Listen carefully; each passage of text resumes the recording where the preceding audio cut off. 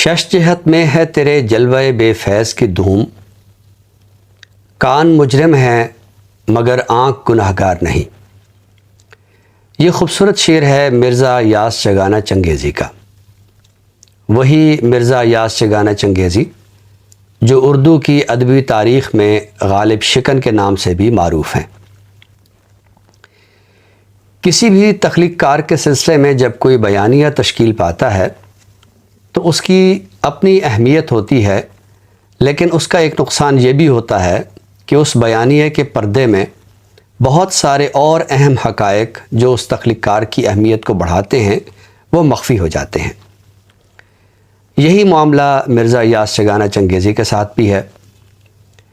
ویسے تو ایک دلچسپ بات یہ ہے کہ خود غالب نے بھی اپنی شاعری میں بہت سارے مسلمات کی نفی کی۔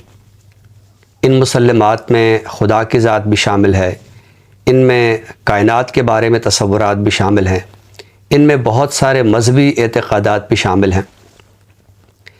تو ایسے تخلیق کار کی اگر کسی دوسرے تخلیق کار نے کہیں نفی کی ہے یا اس کا بت توڑنے کی کوشش کی ہے تو کوئی عجوبے کی بات نہیں ہے۔ ویسے حقیقت یہ بھی ہے کہ مرزا یاس چگانا چنگیزی شاید اتنے غالب کے مخالف نہیں تھے جتنا اس فضا کی مخالف تھے جو لکھنؤ میں غالب کے شاگردوں نے تشکیل دے دی تھی۔ اور بہت سارے معاملات ایسے بھی ہوئے کہ جو بہت تکلیف دہ تھے مرزا یاس چگانا چنگیزی کے لیے۔ جیسے کہ میں نے پہلے عرض کیا کہ جب کسی شاعر کے سلسلے میں ایک بیانیہ تشکیل پاتا ہے تو بہت سارے حقائق مخفی ہو جاتے ہیں۔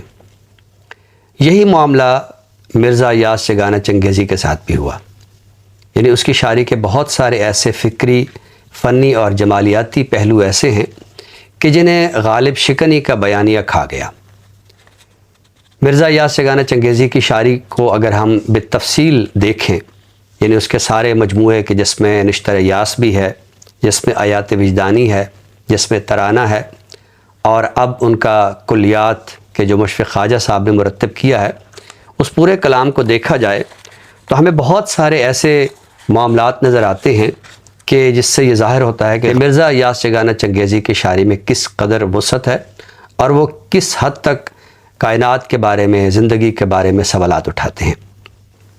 مثلا وہ کہتے ہیں، حاصل فکر نارسا کیا ہے، تو خدا بن گیا برا کیا ہے، کیسے کیسے خدا بنا ڈالے، کھیل بندے کا ہے خدا کیا ہے، نہ سنا ہوگا راگ فطرت کا، جانتے ہو میری صدا کیا ہے، دیدہ دل سے دیکھ اپنی طرف، چشم حیراں تجھے ہوا کیا ہے، اپنے ہی عکس پر ہوں چیں بجبیں، کیوں یگانا یہ ماجرا کیا ہے۔ مرزا یاس چگانا چنگیزی کا اردو غزل میں جو ایک فکری لحاظ سے حصہ ہے وہ یہ ہے کہ مرزا یاس چگانا چنگیزی نے ان مضامین سے گریز کیا جو اردو غزل کی روایت میں جمالیاتی حوالے سے بہت زیادہ مقبول تھے۔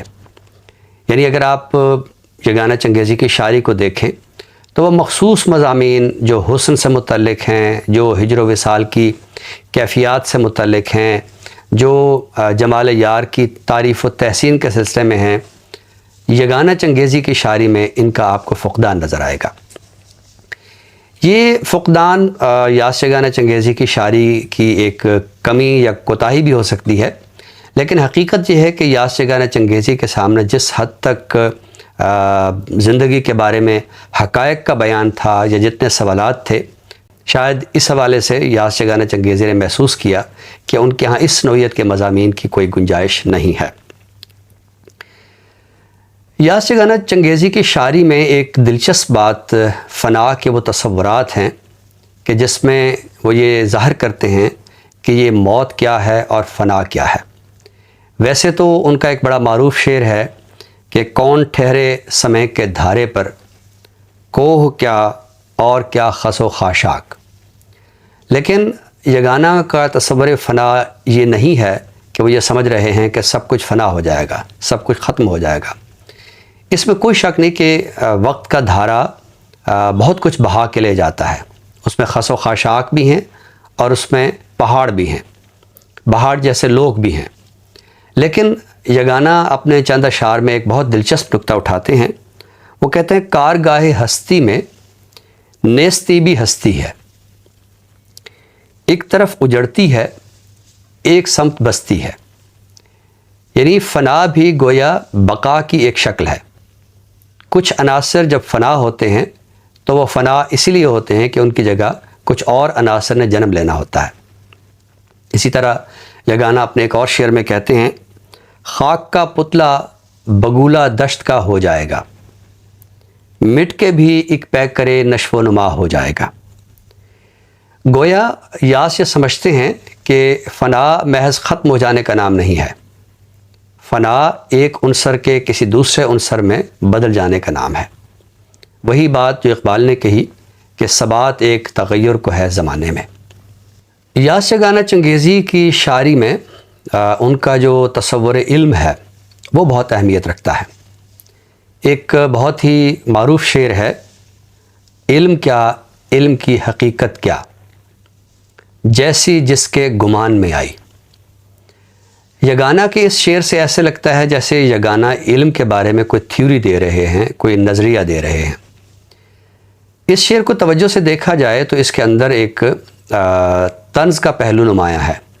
خصوصاً ہمارے ہاں یعنی مشرقی سماج میں علم کے حصول کے جو ذرائع ہیں یا علم کی ترسیل کے جو ذرائع ہیں ان میں سائنٹیفک پہلو نہیں ہے.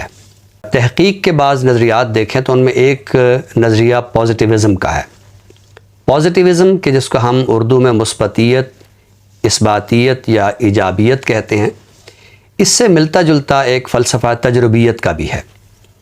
یعنی کائنات میں وہی حقائق ہیں کہ جو انسانی تجربے میں آتے ہیں، کہ جو ثبوت کو پہنچ جاتے ہیں. یاس یگانہ چنگیزی کی شاعری میں اگر یہ عنصر دیکھا جائے تو بدرجہ عتم نظر آتا ہے. یاس کے ساتھ جوش ملی آبادی بھی ہمارے ان شعراء میں ہیں کہ جو پازیٹیوزم کے قائل ہیں، کہ جو مثبتیت کے قائل ہیں، جو یہ کہتے ہیں کہ علم وہ ہے کہ جو آپ کے تجربے میں آتا ہے، علم وہ ہے کہ جس کی آپ خود جستجو کرتے ہیں.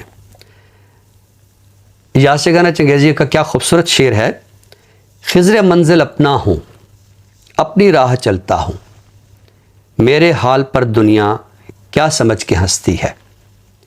یہ وہ ٹھٹھے کا رویہ ہے کہ جو مرزا یاس یگانہ چنگیزی کے باطن میں ایک انا کو بھی ابھارتا ہے، اور وہ یہ سمجھتے ہیں کہ میں اپنی منزل کا خضر خود ہوں. یعنی میں اب اس منزل کو منزل کہوں گا کہ جس کو میرا تجربہ یا میرے حواس پہنچ کے سمجھیں گے کہ یہ منزل ہے. محض وہ جو ایک روایت میں ہے کہ آپ کو بتایا جائے کہ آپ کی منزل یہ ہے یا آپ کا رستہ یہ ہے، تو یاس یگانہ چنگیزی اس کی نفی کرتے ہیں. اور اس نفی میں وہ بہت ہی ایک علمی شجاعت کا ثبوت بھی دیتے ہیں.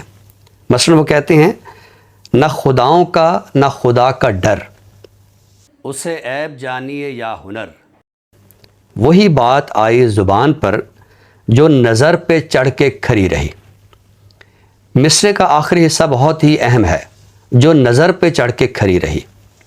جو میری بصارت جس چیز کو دیکھے گی اور جس کو کھرا محسوس کرے گی، میں اسی کو صداقت مانوں گا.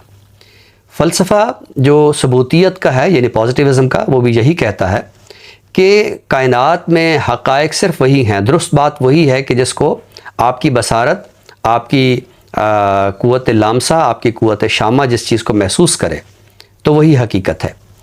تو ہمیں یاس یگانہ چنگیزی کا تصور علم جو ہے وہ بہت ہی یعنی جدید نظریات سے لگا کھاتا ہوا نظر آتا ہے. اور اس سلسلے میں وہ کسی بھی طور پر جو مذہبی طبقات کی بیان کردہ روایات ہیں ان کی نفی کرتے ہیں. مثلا وہ کہتے ہیں نگاہ بے نیازی نے دکھایا راستہ سیدھا، نگاہ بے نیازی نے دکھایا راستہ سیدھا، بھٹکتا کوئی کب تک جادائے شیخ و برہمن پر. یاس یگانہ چنگیزی کا مذہبی طبقات کے سلسلے میں یہ جو رویہ ہے، اس رویے کی بنیاد پہ ان کو بہت سارے تلخ تجربات کا سامنا بھی کرنا پڑا. اور یگانہ کی شاعری میں جب ہم دیکھتے ہیں تو مذہبی طبقات پر طنز بھی بہت زیادہ ہے. مثلا وہ قطعی طور پر ایسے طبقات سے صلح نہیں چاہتے.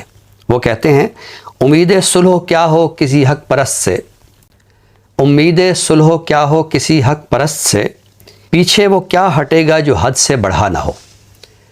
گویا یگانہ یہ سمجھتے ہیں کہ میں جو بات کر رہا ہوں میں اپنے علمی حدود کے اندر رہ کر بات کر رہا ہوں، لیکن جب ہم اپنے مقابل میں مذہبی روایات کے لوگوں کو دیکھتے ہیں تو وہ ایک انتہا پسندی کا ثبوت دیتے ہیں، اور یہی انتہا پسندی ہے کہ جس کو یگانہ اس کی نفی کرتے ہیں۔ مثلا وہ کہتے ہیں سب تیرے سوا کافر، آخر اس کا مطلب کیا؟ سر پھرا دے انسان کا ایسا خبط مذہب کیا۔ اسی طرح ایک اور شعر ہے جو بہت ہی مذہبی طبقات کے والے سے سخت نوعیت کا شعر ہے، وہ کہتے ہیں جیسے دوزخ کی ہوا کھا کے ابھی آیا ہو، کس قدر واعظ مکار ڈراتا ہے مجھے۔ لیکن حقیقت یہ ہے کہ یاس یگانہ چنگیزی کہیں ڈرے نہیں۔ یہ الگ بات کہ مذہبی طبقات کے ساتھ ایسے تصادم کی وجہ سے یاس یگانہ چنگیزی کو بہت ہی تلخ نوعیت کے بلکہ بعض مکروہ نوعیت کے تجربات کا سامنا کرنا پڑا۔ جن مکروہ تجربات کی طرف میں اشارہ کر رہا ہوں، ظاہر ہے کہ یگانہ شناس جانتے ہیں کہ یگانہ کی زندگی میں بعض واقعات بہت ہی تلخ نوعیت کے ہیں، اور یہیں سے ہم دیکھتے ہیں کہ یگانہ کی انا کا ایک احساس شکست بھی ان کے بعض شعروں میں نظر آتا ہے۔ یگانہ اپنے آپ کو ٹوٹتا ہوا محسوس کرتے ہیں۔ مثلا وہ کہتے ہیں خودی کا نشہ چڑھا آپ میں رہا نہ گیا، خدا بنے تھے یگانہ مگر بنا نہ گیا۔ اور ایک شعر میں جیسے وہ دیگر رویوں پر طنز کرتے ہیں تو ایک شعر میں اپنے آپ پر بھی طنز کرتے ہیں، کہتے ہیں پڑے ہو کون سے گوشے میں تنہا، یگانہ کیوں خدائی ہو چکی بس۔ یگانہ کے ہاں یہ اشعار ظاہر کرتے ہیں کہ سماج میں ہر وہ فرد کہ جو اپنے عہد کی اشرافیہ کے ساتھ تصادم اختیار کرتا ہے، ایک وقت آتا ہے کہ اشرافیہ تو بالآخر اپنا بیانیہ سماج سے افراد سے منوا لیتا ہے، لیکن اس نوعیت کے دانشمندانہ ذہن جو ہے وہ شکست سے دوچار ہوتے ہیں۔ یہ ظاہر ہے کہ ایک یاسیت کا رویہ ہے، لیکن یاس یگانہ چنگیزی جب یہ کہتے ہیں تو پھر ایک اطمینان سا ہوتا ہے کہ میں پیمبر نہیں یگانہ سہی، اس سے کیا کسر شان میں آئی۔ یگانہ کا یہی رویہ ہے کہ جو انہیں اردو کی ادبی تاریخ میں زندہ رکھتا ہے۔ شہرا ہے یگانہ تیری بیگانہ روی کا، شہرا ہے یگانہ تیری بیگانہ روی کا، واللہ یہ بیگانہ روی یاد رہے گی۔